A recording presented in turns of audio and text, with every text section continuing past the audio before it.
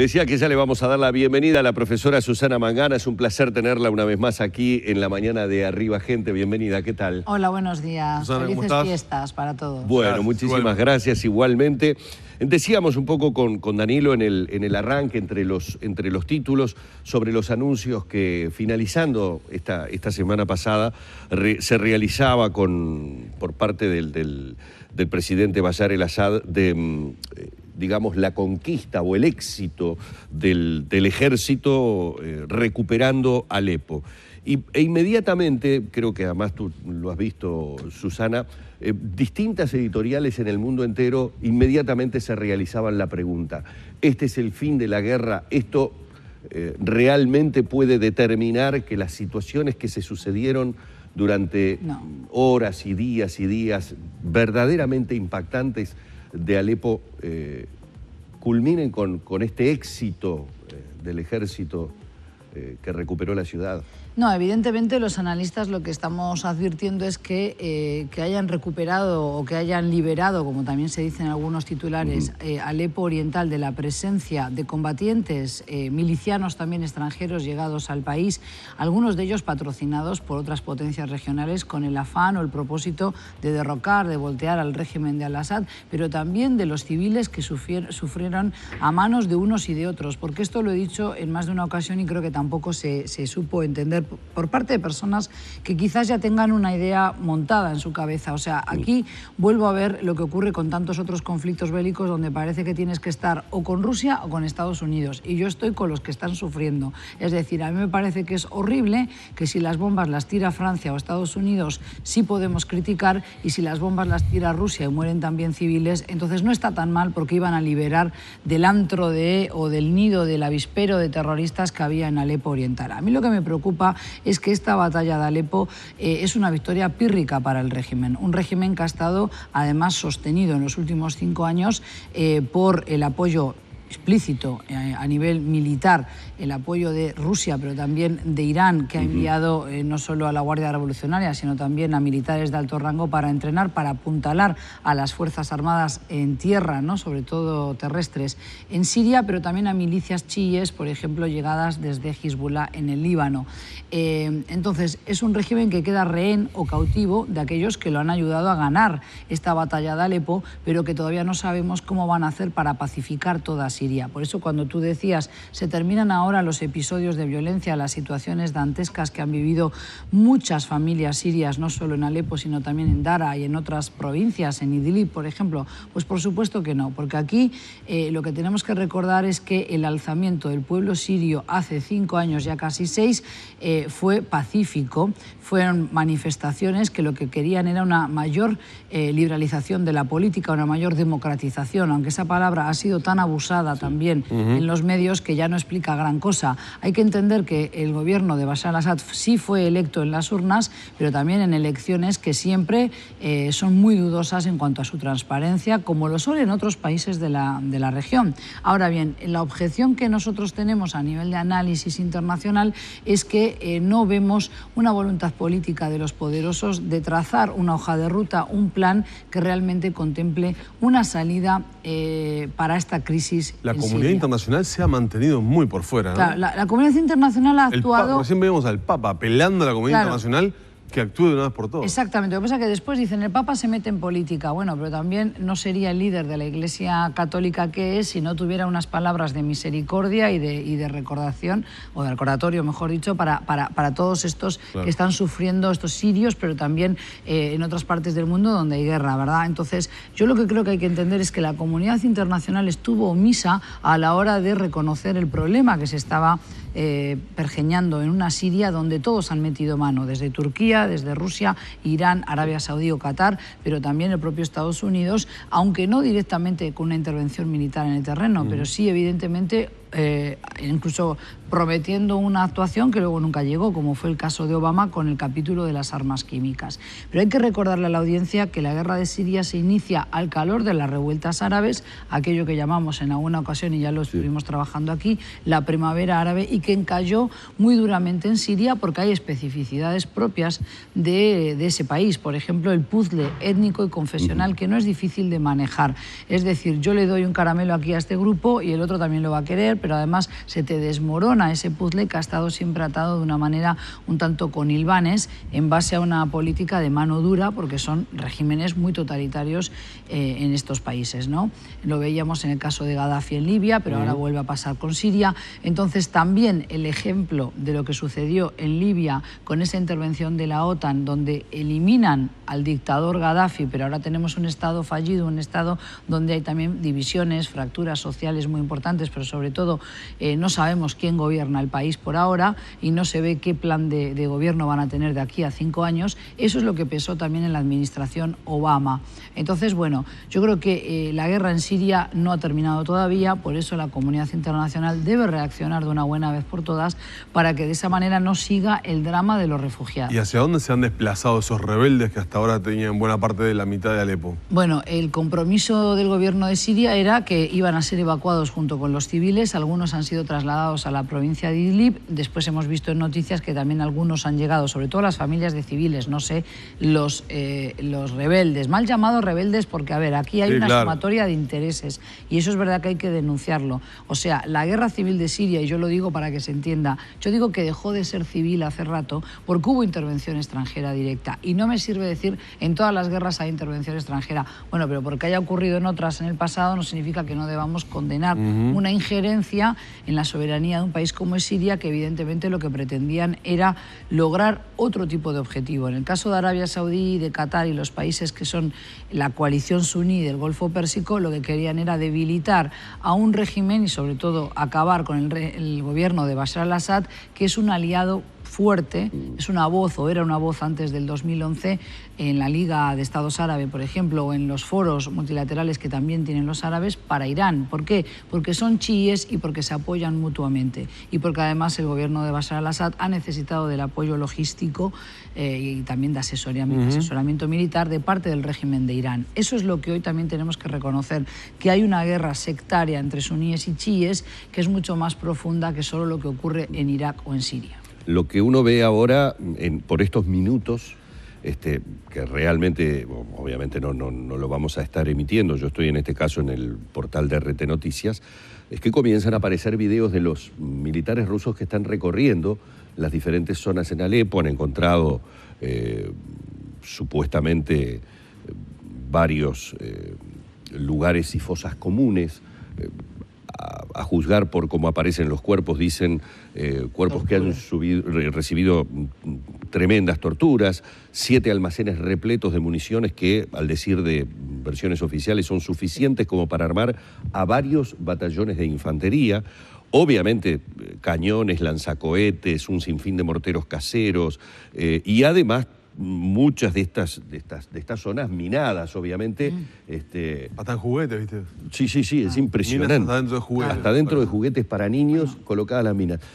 Esta descripción que hago de lo que se está viendo ahora, por parte, reitero, de militares rusos que están comenzando a filmar y a emitir estas imágenes también, hablan de una crueldad muy particular, muy especial. Uno lo que de repente no puede entender, todas las guerras son absolutamente espantosas, pero ¿por qué en estas partes del mundo se dan con este nivel de ferocidad y prácticamente pasando por encima cualquier derecho humano, con niveles de tortura que son poco entendibles? Es decir, como que la guerra pasa hacia una cuestión pasional y casi animal o bárbara que no... ¿Cómo además, se puede explicar eso? Y se ha demostrado nulo respeto por la vida humana, ¿no? Tanto por parte del gobierno, que entendía que, bueno, si era necesario golpear hasta las últimas consecuencias a Alepo Oriental de la manera que fuese para limpiar de terroristas, como dice el discurso oficial del gobierno de Bashar al-Assad, Alepo Oriental lo iba a seguir haciendo. De hecho, sometiendo a la población a un acoso y a un asedio que no permitía la entrada de los convoys con ayuda humanitaria. No soy yo la que lo dice, esto lo dicen personas que están en el terreno, que trabajan como delegados de la ayuda humanitaria, por ejemplo, de los distintos programas que Naciones Unidas también tenía para Siria, donde elevaban la voz de alarma porque decían, ya pasado mañana no tienen suministro de agua potable, no tienen ya comida, van a morir muchos de hambre, hay niños enfermos, hay niños debilitados. Bueno, entonces eso es lo que tenemos que denunciar, que ha habido abusos de unos y de otros. ¿Quiénes son esos otros? Justamente ha habido aquí una plétora de organizaciones que han ido cambiando, han ido mutando también de nombre, porque eso es un un marketing, es un nombre fantasía, ¿eh? Si eran el Frente al-Nusra, ahora son el Frente al-Ahrar el-Sham, eso es lo de menos para mí en el análisis. Lo importante es que aquí había grupos con ideología extremista radical, no solo Daesh, ISIS, sino también otros, digamos, escindidos de la matriz de Al-Qaeda, por ejemplo, pero también había combatientes milicianos que querían voltear al gobierno porque quieren un régimen secular o más secular en el país. Hay gran cantidad de confusión y hay guerra de narrativas incluso, porque si tú lees hoy las noticias seguramente de BBC o de CNN, no dan cuenta de esos videos de los militares rusos, que por otra parte uno se pregunta, ¿están los militares rusos en el terreno? ¿Por qué hay una intervención? O sea, Rusia vetó hasta en 5 ocasiones en el Consejo de Seguridad de Naciones Unidas la no intervención militar en Siria. En cambio ellos se arrogan el derecho a intervenir, que yo no digo ni siquiera que tenga que estar mal, lo que cuestiono es por qué hay gente que no quiere escuchar que si decimos no a la intervención es no a la intervención de cualquier país. Claro. Pero lo que está garantizándose entonces Rusia en Siria son otros intereses, entre ellos el acceso que tiene al puerto de Tartus en el Mediterráneo para su flota naval, pero también la posibilidad de negociar o de, sobre todo, tener pingües beneficios en lo que es la explotación de los recursos gasísticos que tiene Siria, ¿sí? Entonces, la presencia estratégica de Rusia en ese balcón al Mediterráneo, en Latakia, en la provincia de Latakia, a la que pertenecen además la familia de al-Assad, es un feudo de esa familia y es una manera de garantizarse posibles ingresos a futuro cuando se construyan oleoductos. Ahora, el país sigue en guerra y aquí lo que tú denuncias es eso. ¿Por qué la comunidad internacional ha necesitado estas imágenes tan horrorosas, llegar a este punto de situación en Siria para despertar de ese sopor, ¿no? Y el Papa, como tú bien dices, hace rato ya que viene de alguna manera llamando a nuestra conciencia, no solo visitando a refugiados en Grecia, no solo llevándose a algunos a residir a Roma, pero también diciendo hay que terminar con la guerra, hay que terminar con la violencia, porque los que más sufren son el pueblo y los niños. Y Daesh, ISIS, como lo decimos, se puede esperar justamente que en otras ciudades, regiones, continúe librando batallas como estas que hemos visto en Alepo contra el régimen de Bashar al-Assad? Mientras Bashar al-Assad estaba ya ganando ese territorio, ese terreno en Alepo Oriental y la batalla por Alepo, como se lo ha llamado, ellos volvían a retomar Palmira, que es también un punto estratégico en ese cruce de caminos que se ha convertido Siria, ya no de ahora, sino desde la antigüedad, en la época de las caravanas y demás, ¿verdad? Ahora bien, a Daesh le han estado asestando golpes militarmente hablando muy duros, porque también ha habido una coalición internacional que ha estado desde hace 2 años golpeando sistemáticamente, o así nos han contado, posiciones de este grupo ultraterrorista y que es muy fanatizado y que realmente ha sabido capitalizar la frustración de muchos jóvenes europeos de raigambre musulmana, es decir, nacidos en el seno de una familia musulmana o convertidos en musulmanes, pero también aquellos musulmanes de Chechenia o de Kazajstán que entienden que hay ahora sí la posibilidad de crear un protoestado islámico. Han recurrido a los medios de comunicación, han sido sumamente eficaces en explotar aquello que consumen los jóvenes, los videojuegos, imitando incluso, hay ya imágenes que uno contrasta y son muy similares de videojuegos fabricados en Estados Unidos, inclusive películas, ¿verdad?, como Homeland y otras. Entonces, bueno, los Juegos del Hambre, por ejemplo, también. Entonces, tienen una parafernalia de guerra importante con gran cantidad de órganos que difunden además su ideología. Ahora, yo lo que creo es que está mucho más debilitado que hace 2 años, evidentemente. No creo que vayan a ser un problema mayor para la seguridad internacional en tanto que grupo, pero sí, evidentemente, desestabilizan esa región y también justifican la presencia de tropas de un lado o de otro, o los bombardeos indiscriminados que justamente no separan entre los buenos y los malos, entre terroristas y civiles indefensos. Y es por eso también que todas las acciones que ahora se están llevando adelante tendrán luego una lectura a futuro, y es por eso importante tener una política exterior de las grandes potencias que no sea errática, que no sea basada solamente en intereses espurios. Ahora, ¿qué poder económico hay también detrás de Daesh? Porque digo, uno desde aquí, desde estas latitudes, ve que las principales potencias del mundo le asesta golpes y no termina. bélicos y no termina. Claro, y bueno, ese poder económico justamente viene producto de lo que ha sido la toma de rehenes, de secuestros, extorsión, pero también la venta de petróleo que ha sido comprado por muchos países, claro, inclusive algunos que dicen combatir a claro, los que combaten se lo compran. Y que están allí en el terreno y que también están haciendo ese cálculo interesado. Así como Bashar al-Assad también liberó a islamistas de la cárcel porque sabía que eso alimentaba otro tipo de ideología y que tenía de lo religioso un conflicto que en principio era un conflicto político por una reivindicación y reclamos de la ciudadanía que le venía haciendo desde hace tiempo al régimen, y de esa manera se tiñó todo con lo religioso, ¿no? Claro. Violencia radical extremista, entonces esto pone en guardia al mundo, pone en guardia a Francia, especialmente después de los atentados de París, hace ya más de un año. Entonces, aquí hay que entender que hay que hacer una seguidilla de estos capítulos de la guerra civil de Siria y comprender que el Estado Islámico es un resultado directo también del mal manejo que se hizo del conflicto en Irak, de la caída de un régimen, pero además de la disolución del aparato del Estado iraquí en el 2003, que permitió que pulularan allí y florecieran células integristas radicales que lo que hacían era luchar entre sí por el poder. Antes de terminar la entrevista, Humberto, sí, por estas horas nos hemos enterado que hay un tema... Israel ha tomado la determinación de reducir justamente al mínimo sus relaciones, o por lo menos bastante, reducir la relación con Uruguay y otros países que el viernes en la ONU condenaron justamente los asentamientos judíos en Cisjordania y Jerusalén Este, y teniendo el privilegio de tener a la profesora Mangana acá, no quiero dejar de pasar la oportunidad de preguntarle justamente cómo ha visto esta situación que se ha dado. Bueno, es una reacción del Ejecutivo israelí que hasta cierto punto ya era esperable después de conocer la resolución. Yo lo que pregunto es si 14 países se ponen de acuerdo en votar esta resolución. Evidentemente quiero creer que es porque lo han sopesado y porque además no es algo nuevo. Se viene diciendo que la construcción de asentamientos que la comunidad internacional, el derecho internacional, entiende que es ilegal en territorio que a futuro debería ser un territorio del Estado palestino, si es que algún día alcanza esa soberanía, no tiene muchas lecturas. Evidentemente molesta, disgusta al gobierno dirigido por Benjamín Netanyahu y una coalición de fuerzas también muchas veces tipificadas de extrema derecha o con ideología también religiosa dentro de lo que es el judaísmo más ortodoxo. Entonces, evidentemente, esta resolución de Naciones Unidas, la primera que condena esta construcción ilegal de asentamientos en territorios palestinos, por lo menos desde hace 8 años, la primera resolución que condena a Israel, no ha caído bien en el gobierno de Netanyahu. Ahora, esta respuesta ¿por qué la reacción ahora de esta magnitud cuando, digo, porque, no es nada nuevo, digamos? No es nada nuevo porque hay un hartazgo de la comunidad internacional, porque entienden que es un conflicto que ya está enquistado y que hay que, de alguna manera, buscarle una opción de salida a la falta de negociación entre las dos partes más involucradas en este conflicto. Habría más, pero primero el pueblo palestino y el pueblo palestino representado por una coalición o una alianza entre Hamas y la autoridad palestina establecida en Ramallah. Ahora bien, y el gobierno de Israel, ¿sí?